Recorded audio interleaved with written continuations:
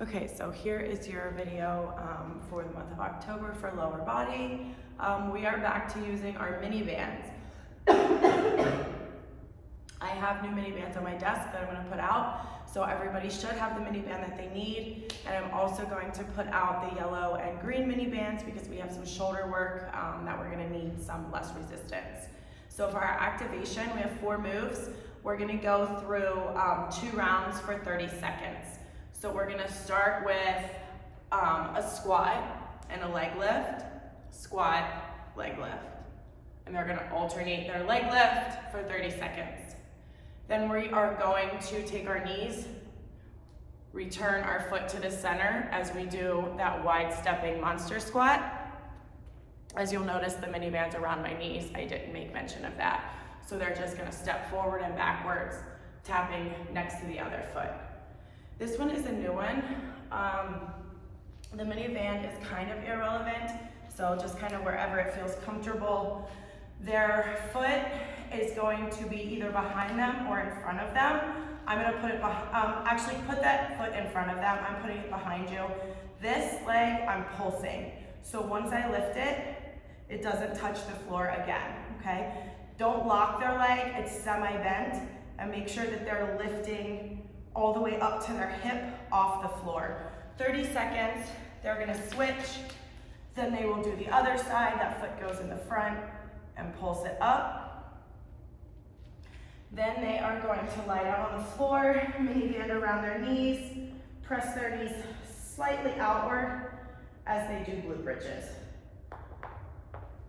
Okay, so we have that squat with the lateral leg lift alternating.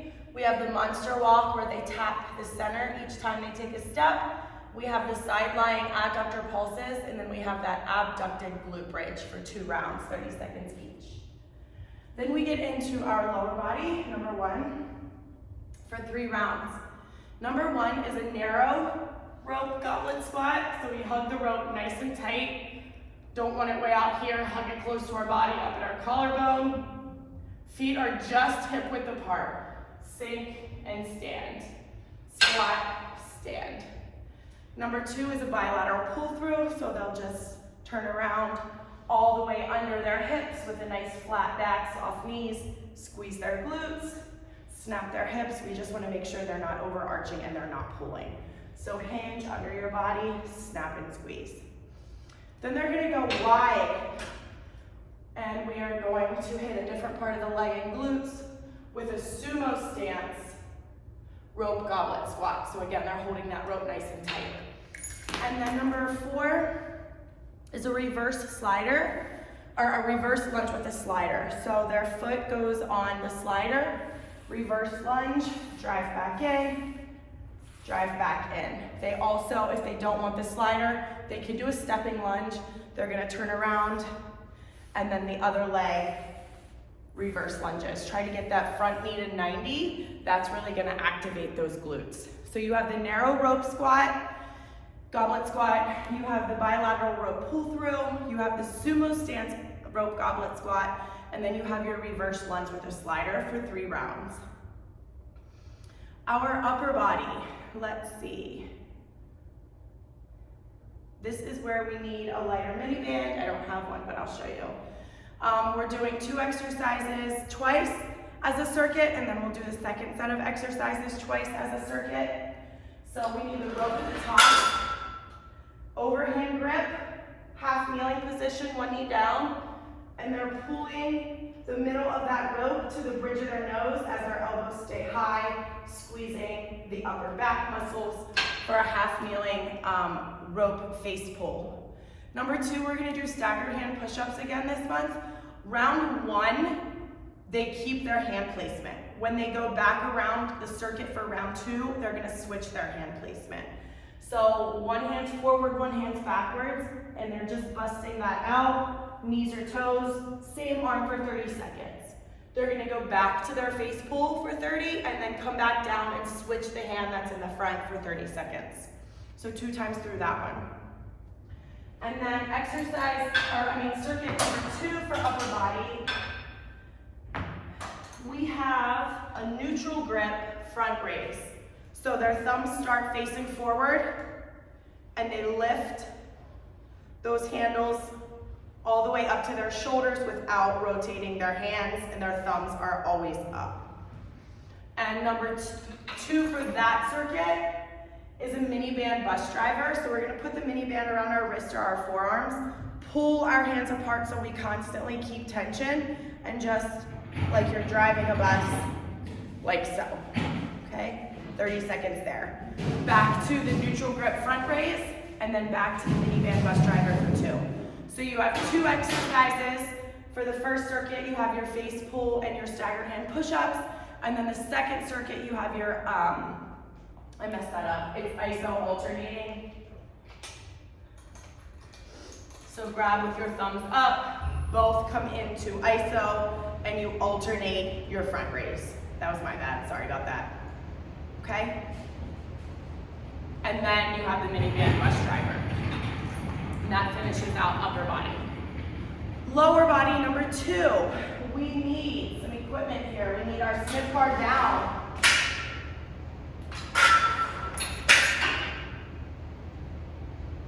They need either the green or the black. Please do not get out the purple. It is way too heavy. There is absolutely no reason that they need the purple mini band. It causes space. It lays on the floor. They don't need it. They can use the black mini band and step further away. They're gonna take the green or black mini band, loop it through the lower S-drive loop, and it stays like that. And then we're picking it back up at the end of class so that there's not stuff laying all over the floor. Okay. Move number 1 is a kickstand or a split stance deadlift. So they are standing in split stance. They can have a wider stance, a longer stance, I guess, or that front toe can go right behind the front heel, and they do a deadlift. All that work and stretching is on the front hamstring. Hinge, snap and squeeze.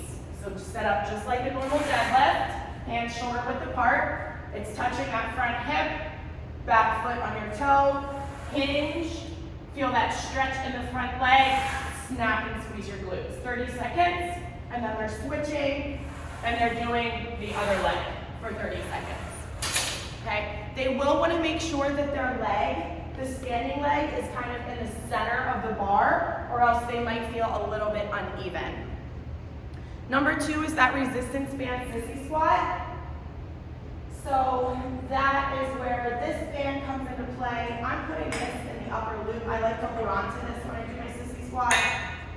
So I'm putting each side of the band around my calf, stepping out, just like you're sitting in a chair, down and up. They can hold on to this. It allows them to keep a little bit better posture, sink a little bit lower, that's cool, sink and stand. Their shins stay completely straight, like they are in cement from their ankle to their shin, no moving back and forth. It's all about really pushing your butt back and sitting in that chair. Exercise number 3 is an alternating lateral lunge. Alternate, bringing your feet back to center each time. And then number 4 is your heavy sled push on the S-drive.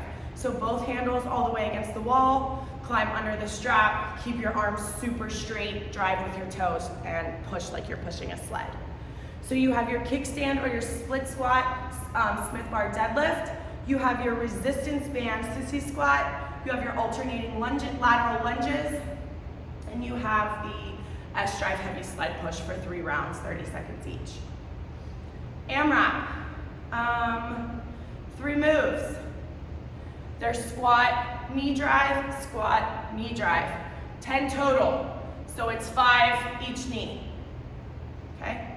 They can drive to the front, they can drive to the side, hit their obliques, whatever feels good for them.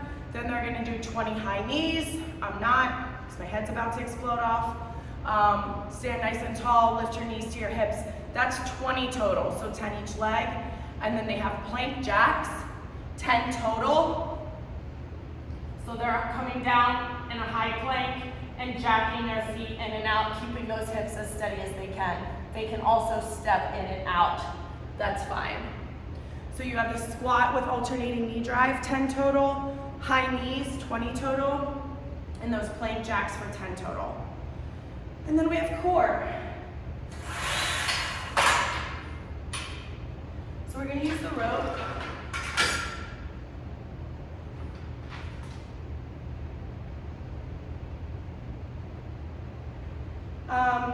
Five moves. Let me see. We do need to use the S drive.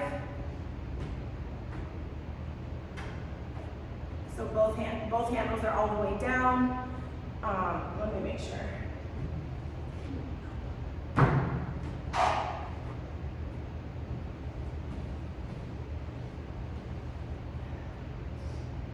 So the right handle is going to be all the way to the wall. The left handle is going to be somewhere in the middle, maybe somewhere between 3 and 6. So right handle all the way to the wall, left handle somewhere between 3 and 6. I'll make sure the paper says that. Move number 1 is a chop. Start at their inside shoulder, keep that rope close to their body. Exhale as they chop to the opposite outside hip. We don't want their shoulders or their hips to rotate, so we're not chopping like this. Here to here, okay? Really hit those obliques. Then we have that palm plank push on the S drive. So our hands are gonna go on the S drive as we're in a plank and we're pushing the belt away. So I don't know how much you can see me, I don't have it super tight. We don't want rocking, take their feet wider, squeeze their butt and engage their core a little bit more. Then we're popping up and we're chopping on the other side. Then we have an alternating jackknife times 2. So we did this one several months ago. They have a straight leg and then a bent knee. Straight leg, bent knee. So they're lifting their shoulder blade, reaching for that opposite toe, and then crunching their knee to their chest. Straight, bent. And then the last one is a plank walk with a mountain climber. So they are going to walk one direction, climb, climb, walk the other direction, climb, climb. Okay, start at 30 seconds and then increase as your time goes. You have your chop, you have the plank walk out or the push on the S drive, chop on the other side. You have the alternating jackknife times 2 each leg, straight leg and bent leg, and then you have the lateral plank walk with 1 mountain climber each leg.